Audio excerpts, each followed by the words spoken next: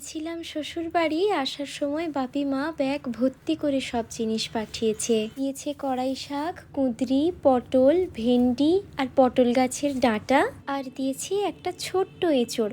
বলে রাখি এগুলো সব কিন্তু আমাদের গাছেরই সবজি। আর চালতা পাঠিয়ে দিয়েছে একেবারে 6খানা চালতা। আমার বাপের বাড়িতেও দেওয়ার জন্য পাঠিয়েছে। আর আমাদের চালতা গাছটাতেও প্রচুর পরিমাণে চালতা হয়। সব সবজিগুলোকে পলিথিন থেকে বের করে কৌটোয় রাখছি ফ্রিজে ঢোকাবো বলে। আর আসার সময় আবার ব্যাগে করে ছোট চিংড়ি মাছও দিয়ে দিয়েছিল, তাই সব চিংড়ি মাছগুলোকেও ছাড়িয়ে নিয়ে নুন হলুদ মাখিয়ে একেবারে কৌটোয় করে তুলে দিলাম, ফ্রিজে রাখবো। কয়েকদিন বাড়িতে ছিলাম না, আগের মাছগুলোতে কি হারে বরফ জমেছে। একদম এঁচোড়টাও কেটে নেব, তাই ভালো করে হাতে সরষা তেল মেখে নিলাম। তারপরে এঁচোড়টাকে ছোট ছোট করে পিস করে কেটে নিচ্ছি। এঁচোড়গুলোকে নুন হলুদ দিয়ে ভালো করে সেদ্ধ করে নিয়ে একেবারে ভেজে রাখবো।